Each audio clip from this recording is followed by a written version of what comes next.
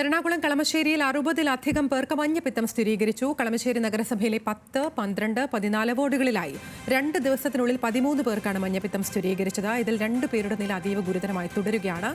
സഹിൻ ആന്റണി ഉണ്ട് കൊച്ചിയിൽ നിന്ന് വിശദാംശങ്ങളുമായി. സഹിൻ, കഴിഞ്ഞ കുറച്ച് ദിവസങ്ങളായി ഈ മഞ്ഞപ്പിത്ത ആശങ്ക എറണാകുളത്ത് തുടരുന്നുണ്ട്. ഇത്തരത്തിലാണ് വലിയൊരു ആശങ്കയുടെ സാഹചര്യമുണ്ടോ? പ്രതിരോധ പ്രവർത്തനങ്ങൾ അടക്കം അതെങ്ങനെയാണ്?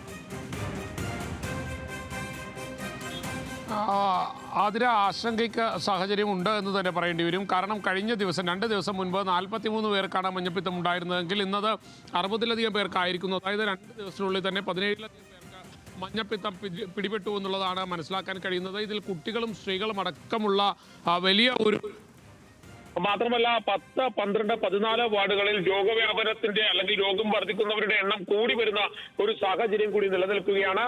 കളമശ്ശേരിയിൽ നമ്മൾക്കറിയാവുന്നതുപോലെ തന്നെ കഴിഞ്ഞ ഒരു മാസം മുൻപ് കളമശ്ശേരിയുടെ തൊട്ടടുത്തുള്ള നഗരസഭയായ തൃക്കാക്കര നഗരസഭയിലായിരുന്നു മഞ്ഞപ്പിത്ത രോഗബാധിതരുടെ എണ്ണം കൂടുതലായി ഉണ്ടായിരുന്നത്. ഇപ്പോൾ അത് കളമശ്ശേരിയിലേക്കും വ്യാപിച്ചിരിക്കുന്നു എന്നുള്ളതാണ് എടുത്തു പറയേണ്ടത്. ഒപ്പം തന്നെ ഈ രോഗം മൂർച്ഛിക്കുന്നവരുടെ എണ്ണം കൂടി വരികയാണ്. 2 പേരുടെ നില ഗുരുതരമായി തന്നെ തുടരുകയും ചെയ്യുന്നുണ്ട്.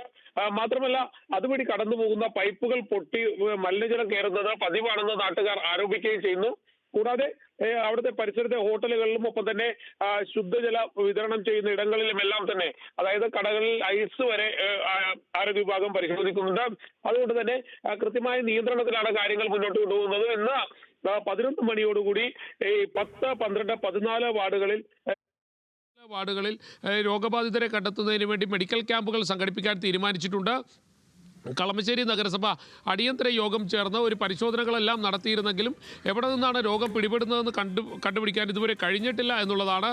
അതുകൊണ്ട് തന്നെ ജനങ്ങൾക്ക് അതീവ ജാഗ്രതാ നിർദ്ദേശവും നൽകിയിട്ടുണ്ട്. ആതിര, ശരി, എന്തായാലും എറണാകുളത്ത് ഇത്തരത്തിൽ മഞ്ഞപ്പിത്തവുമായി ബന്ധപ്പെട്ട ആശങ്ക നിലനിൽക്കുന്നുണ്ട്. 60 പേർക്ക് മഞ്ഞപ്പിത്തം സ്ഥിരീകരിച്ചു എന്നുള്ളതാണ്. അതിൽ തന്നെ 2 പേർക്ക് അതീവ ഗുരുതരാവസ്ഥ ഉണ്ട് എന്നുള്ളതും അല്പം ആശങ്കയുണ്ടാക്കുന്ന സാഹചര്യമാണ്. പ്രതിരോധ പ്രവർത്തനങ്ങൾ അടക്കം ഊർജിതമാക്കേണ്ടതുണ്ട്. പൊതുജനങ്ങൾ എന്തായാലും ജാഗ്രത പാലിക്കേണ്ട സാഹചര്യമാണ് ഉള്ളത് എന്നാണ് മനസ്സിലാക്കുന്നത്. സഹിൻ ആന്റണിയാണ് വിശദാംശങ്ങൾ നൽകിയത് കൊച്ചിയിൽ നിന്ന്.